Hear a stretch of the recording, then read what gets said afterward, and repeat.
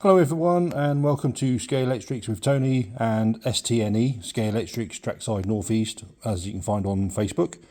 And here I have the Toyota Yaris by SCX, which I'm going to convert to Scalextric's digital using the retrofit chip, the C7005.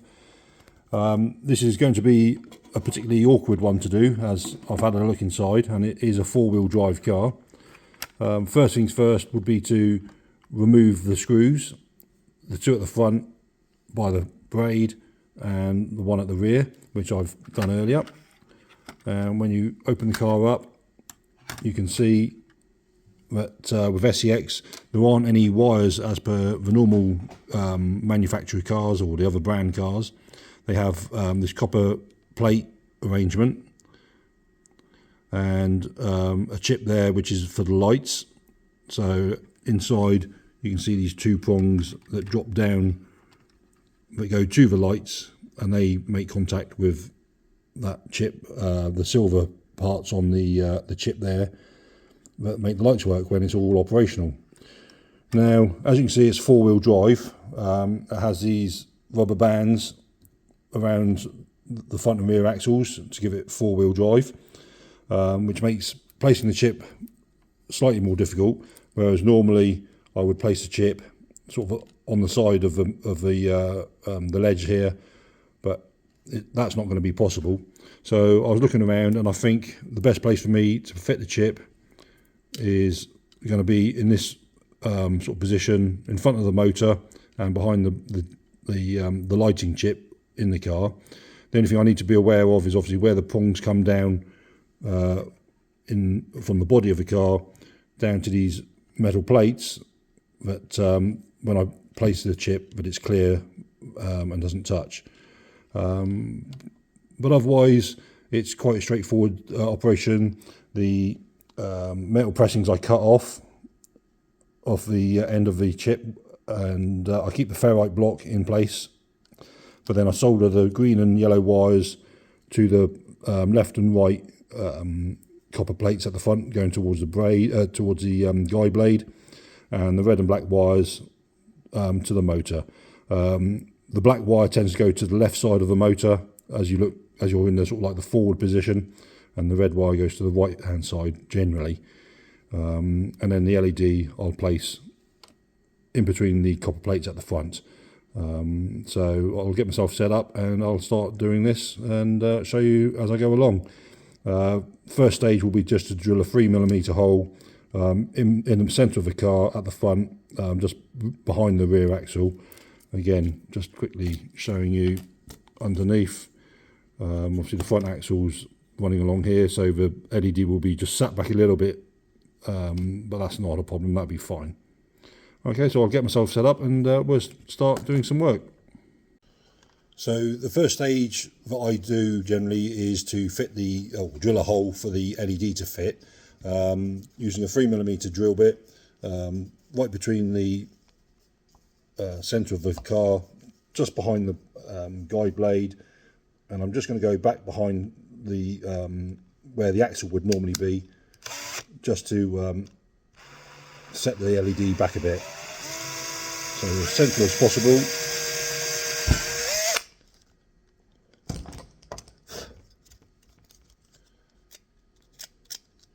Just clean up some of the rough burrs. Can use like a little file, really would be ideal, but as you can see, the small hole there for the LED. And just to check that it obviously goes through, the LED there just pushes through the hole, and underneath you'll see the LED poking through.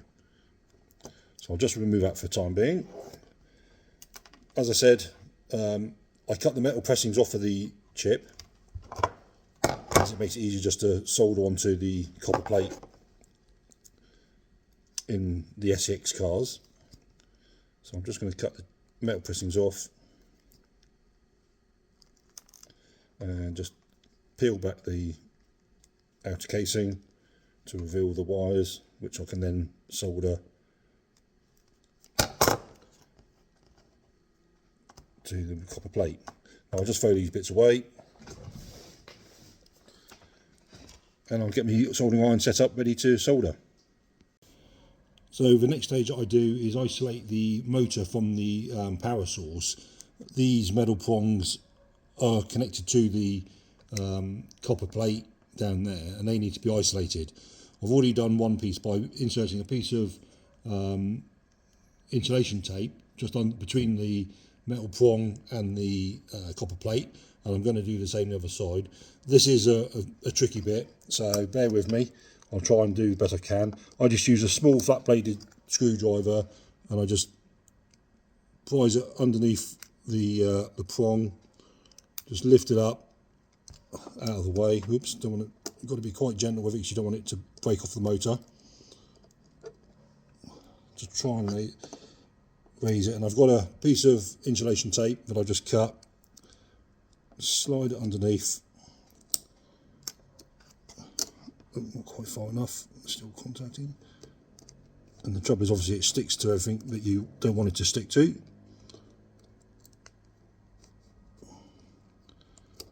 Like I say, it's quite a fiddly little process, and then once you've got it in place, tap it down just to hold it in place.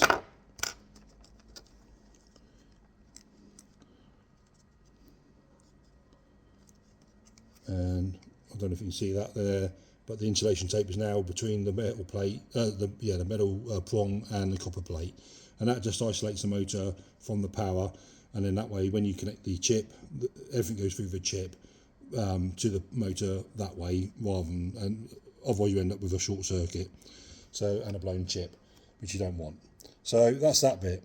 Next thing then is to solder the chip in, and I'll get my soldering iron hot, and we'll make a start on that. So my soldering iron's now hot. I'm just going to put some solder onto the metal, onto the copper plates at the front by the guide blade, and also onto the metal prongs on the motor, just ready to take the wires. So I'll just do this now.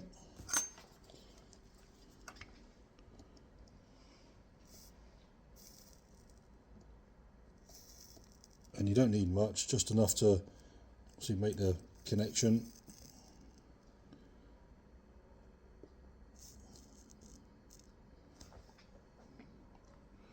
A little bit more on that one. That's it. And you can see the two silver blobs of solder on the prongs, and also on the metal prongs on there, sorry, the copper plate and the metal prongs up here. So then, the green wire, as you're looking forward in the car, goes to the left. So just get it in place. Just melt that in there.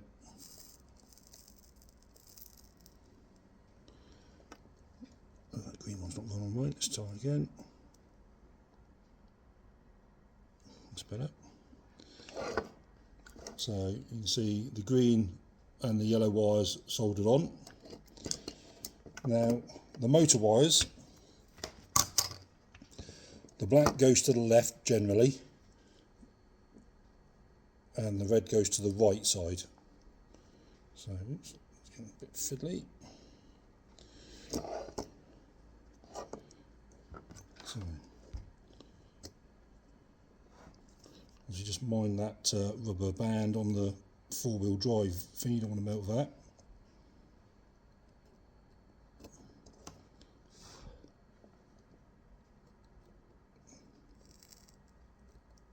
Oops. Is that the arm? I think that's taken, I think.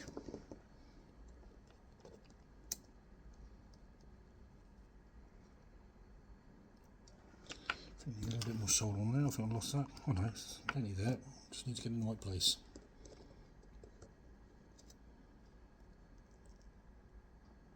That's better. And if you want to try and manoeuvre the chip as little as possible, because these wires do sort of come attached quite easily if you're a bit heavy-handed, which I am. So just try and pull that through a little bit better. That's better.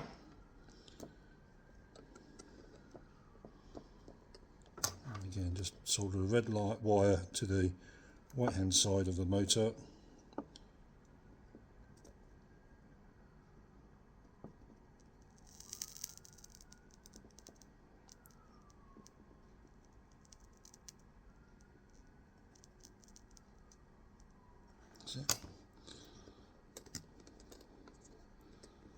Okay, that's taken. So I'm going to put the LED through the hole in the chassis, and I'm going to test it on my little test track just to make sure it goes in the right direction, and then we'll go on from there. Obviously, whilst I'm doing this, you need to make sure that nothing touches anything metallic, so you need to keep the chip out of the way, but I'm just going to go and test it on the track. So for now, I've just pushed the LED through the hole.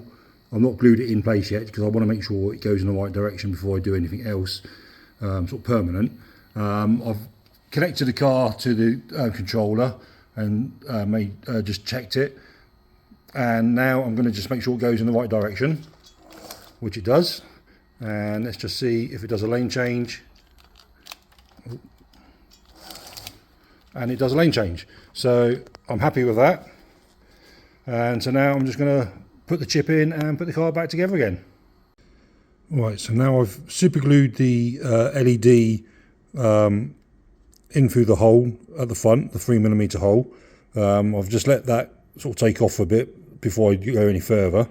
But next I need to glue the chip into place, and in front of the motor you'll see that section here, which is going to rest on.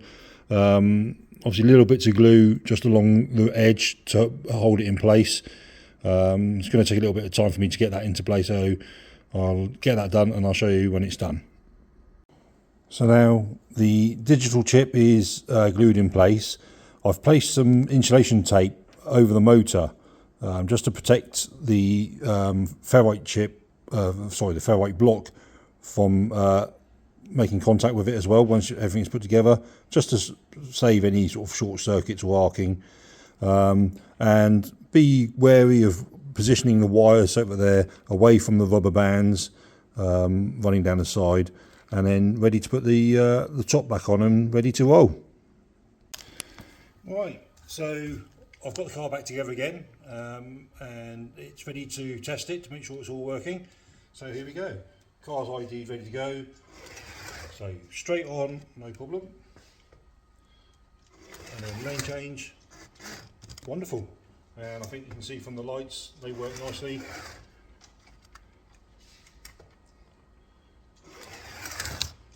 And there we have it. The SCX Toyota Yaris converted to Scalextric digital. Not a bad job actually, quite happy with that one.